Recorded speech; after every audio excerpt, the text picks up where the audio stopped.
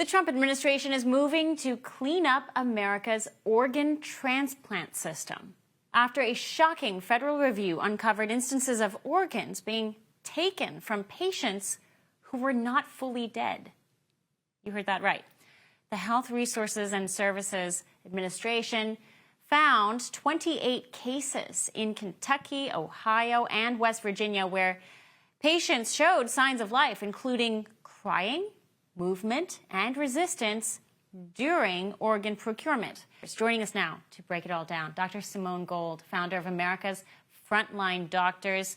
Dr. Gold, what a pleasure to have you on. What a story. I did not see a lot of coverage on this yesterday, and it really should have gotten more attention. Right. It's very interesting that it didn't get enough attention. I've been a practicing emergency doctor for decades, and this was always a risk. And I think what I want to share with people is this whole idea, which we all grew up with. Anybody over uh, 50, I think it's probably been 50, 60 years now since we've been talking about this concept of brain death, but I've always known it was particularly a problem. So the concept of brain death only started in 1968, and it was by a Harvard committee who just basically said if you're in irreversible coma, that's the same thing as being brain dead. Up until that point, there was just dead, right? There's cardiopulmonary, hearts and lungs stop working, Right. and a person is deceased. But it was in 1968 that a Harvard committee basically said there's this concept called brain death. And this was to pave the way for organ transplantation, for organ procurement, because you couldn't obtain hearts and lungs once a person has passed. They're not useful to a recipient. And I just want people to understand that that's actually where it came from. It didn't really come from scientists discovering, oh, there's this category that's brain dead, like there's a category of your heart and lungs failing. It's not true. It was always a legal fiction, always with a strong financial motive behind it. That's not to say it couldn't sometimes be used for good. It's just that the slippery slope is very enormous here, and the financial motive is very strong. And that's always a scary proposition.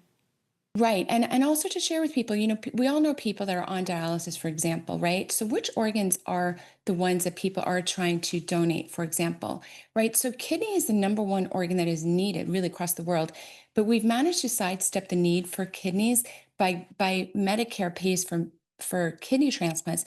But the irony is that you can do kidney transplants from a living donor. So we should be encouraging living donations, right? You don't kill a person if you want to donate a kidney. I'm sorry, I said liver. I apologize. If you want to donate a kidney, it's a beautiful thing to donate a kidney, and that's called a living transplant. The problem and the need for organs is really the heart lungs. The heart lung transplant programs across the country are very prestigious, very high dollar amounts. That's kind of what's driving the demand. And yet we know that even with the strongest rules, the demand is so high, the financial remuneration is so significant that the rules won't always be followed. If you look at China, China has a bustling, robust industry on selling organs. That is not where we are in America, but we are very at that line. And I want people to start reconsidering the whole concept of brain death. It's not based in scientific reality. Do you think that the current HHS would actually consider, revisiting that whole definition as well? I mean, wouldn't they have the authority to kind of put out a decision on something like this? I was surprised, like I think many were, to see this in the news this week. I was extremely encouraged. So I would say anything is on the table. There are strong financial incentives to keep it in place, and there are also humanitarian reasons why somebody really their life is over. Donating a heart and liver, heart, lungs is a good thing, but the risk is so robust that I believe that we should not allow this definition of brain death. I'm not privy to what Secretary Kennedy believes, but I was very encouraged to hear him raising the subject. Now we have an opportunity to even teach people. I want to share with people that I always listed myself as an organ donor on my driver's license, but a few years ago I deleted it for this very reason, and it's a shame.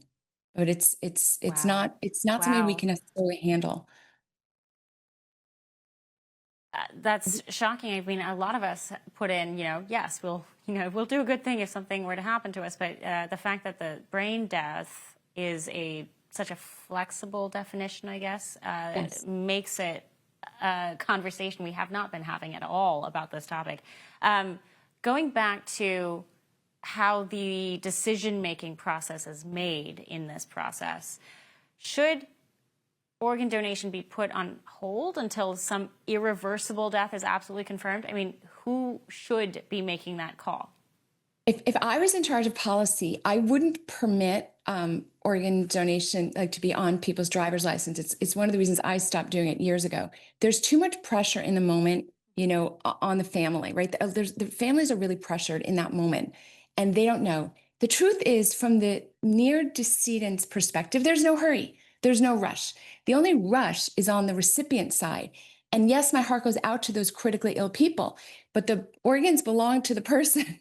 That's how God made us. So there is no rush. There is no urgency, right? Stay put, pause, go slow, confirm. There's absolutely no hope of recovery, the complete, pause. Like there's ways to consider doing this that remove the urgency and the pressure and the need to do it right away and to go thoughtfully and ethically. I think ethics hasn't even been part of the discussion.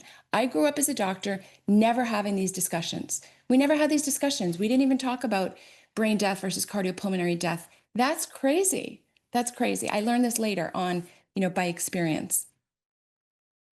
What do you think the scale of this issue is in the country? I appreciate that question. I also don't want to panic people. This is not a wide scale problem. I want to be clear about that. This is a really big potential problem in America, and it's a problem in third world nations, which really China is, where they are literally selling organs.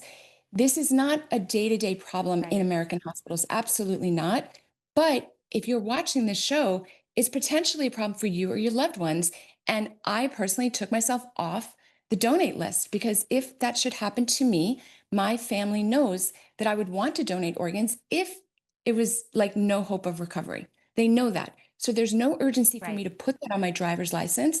There can be a thoughtful, slow, methodical conversation should that event unfold. Dr. Simone Gold, what a pleasure to have you on. Thank you for laying all that out for us. Thank you so much.